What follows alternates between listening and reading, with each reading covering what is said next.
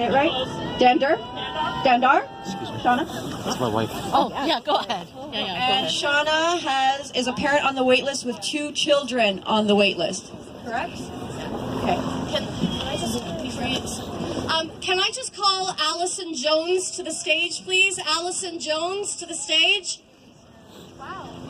That's like teacher PA. Sorry, that was my teacher voice. That's exactly. Okay, Shauna, go on.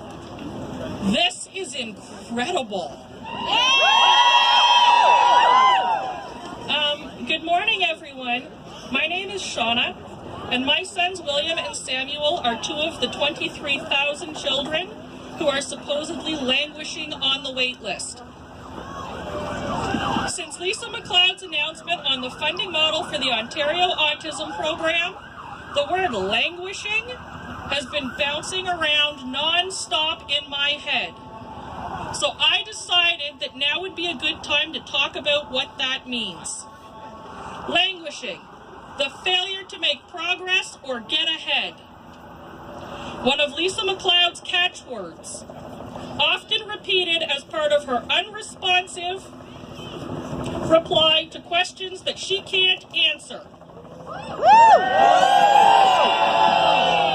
How can I, in good conscience, be expected to leave 23,000 children languishing on a wait list while the other 8,000 children receive service? Yada, yada, yada. This is a statement brilliantly crafted with 2 purposes: to pit waitlist parents against those who have children in service, and to make the waitlist seem hopeless. It didn't work. What Lisa MacLeod didn't anticipate is the fact that autism parents are the most proactive, informed, and resilient parents out there. We can't be pitted against each other because we have the same goal. For our children to receive scientifically proven treatments based on individual need. Morally and ethically correct treatments that will allow them to reach their full potential. The number of parents that I have seen willing to leave the needs of other children behind and just take what they can get for their own is negligible. The other factor that Lisa MacLeod did not take into account is that parents don't see the wait list as hopeless. It is a necessary evil. It is a means to an end. It is not hopeless. Many of us use that time to do what we can to fill in the gaps. William and Samuel have been on the OAP wait list for about 2 years. They have not languished. They have been extremely busy, in fact. We have used that time to make sure they access speech therapy, occupational therapy, physical therapy, social skills groups, and counseling. We have provided them with all of the resources that we could afford and many that we could not. While we waited our turn. Now it is time for them to be able to access the ABA therapy that they need to continue to thrive.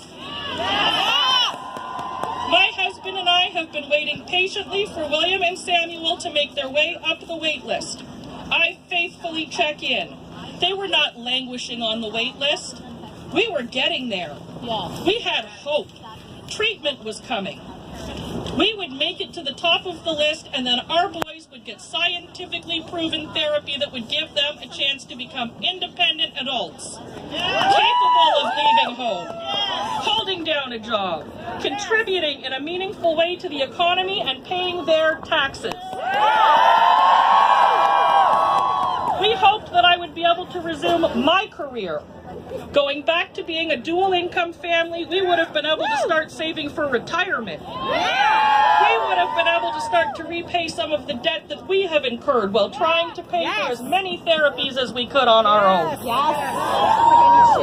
But now, under Doug Ford and Lisa MacLeod's proposed Ontario Autism Program, these things will never be able to happen. We are out of resources. There is no backup plan for my family. The approximately $4,400 per child per year that we will receive under the new plan will not come close to providing any type of meaningful therapy. My sons have vastly different therapy requirements. They deserve a reasonable funding model that will provide differentiated treatment that suits their respective needs. Yes. Treatment that will allow them to be safe, Yes. to thrive, Yes. to be independent, Yes. and to contribute. Yes. Instead, we are left with a plan that provides all children with an adequate one-size-fits-all funding. A plan that discriminates based on age, income, and ability. A plan that misses the mark for 100% of children with autism. Doug Ford and Lisa McLeod are pushing out an ill-conceived plan that treats our children like a line on a budget, not like people. If this plan goes into effect on April 1st as proposed, my sons have no hope of accessing meaningful therapy. Lisa McLeod says she is worried about them languishing on a wait list. Unless she is willing to change course, sit down and really listen to the people affected by this plan, William and Samuel will likely spend the next 3 years truly languishing without any therapy.